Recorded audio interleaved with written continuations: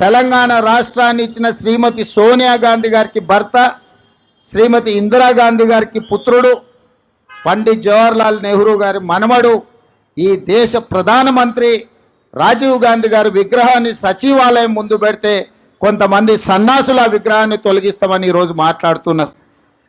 అధికారం పోయినా బలుపు మాత్రం తగ్గలేదు. నీ బలుపు అనగదీసే బాధ్యత ఇక్కడున్న మా కాంగ్రెస్ పార్టీ కార్యకర్తలు తీసుకుంటారని చెప్పి ఈ టీఆర్ఎస్ సన్నాసులకు నేను చెప్పదలుచుకున్నా. ఆ సన్నాసి దుఃఖం బాధ ఏందని నేను కనుక్కుంటే అక్కడ వాళ్ళ అయ్య విగ్రహం పెడదాం అనుకున్నాడట.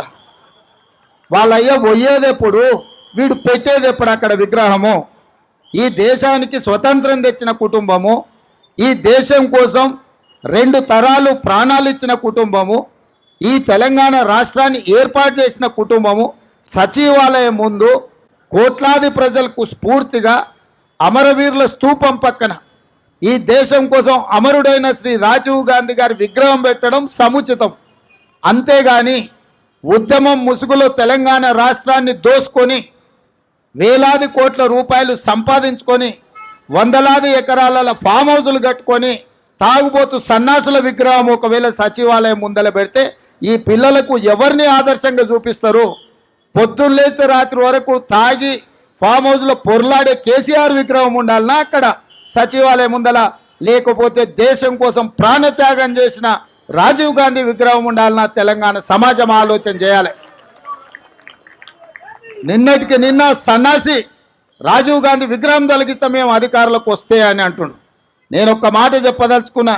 ఇక నాకు మంచి మాటలు రావు కానీ ఒక్క మాట అయితే చెప్పదలుచుకున్నా. ఎవడన్నా శాతనైతే వచ్చి రాజీవ్ గాంధీ విగ్రహం మీద చేయి పెట్టారు బిడ్డ, చెప్పు దిగకపోతే చూస్తా నేను. నీ అయ్యా విగ్రహం కోసం, దేశం కోసం ప్రాణాలు ఇచ్చిన రాజీవ్ గాంధీ విగ్రహాన్ని తీస్తావా నువ్వు? నీకు అధికారం అనేది కళలో మాట, కళలో కూడా నీకు అధికారం రాదు. అసెంబ్లీ ఎన్నికల్లో 39 సీట్లు ఇస్తే పార్లమెంట్లో వస్తే 7 సీట్లలో డిపాజిట్ పోయింది, 15 సీట్లలో 3rd ప్లేస్లో వచ్చిన సన్నాసి నీ పార్టీ మళ్ళీ అధికారంలోకి వస్తుందా? నీవు మళ్ళీ రాజీవ్ గాంధీ విగ్రహాన్ని తీస్తా అని మాట్లాడతావా? చింతమడకకు పోతావు బిడ్డ, నువ్వు అనుకుంటున్నావు ఈ చింతపండు అవుతుంది అక్కడికి వస్తే.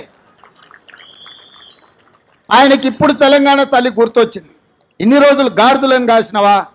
10 సంవత్సరాలు తెలంగాణ తల్లి విగ్రహం పెట్టాలని సన్నాసి తెలంగాణ గురించి మాట్లాడే నైతిక హక్కు నీకెక్కడదని నేను అడగదలుచుకున్నా.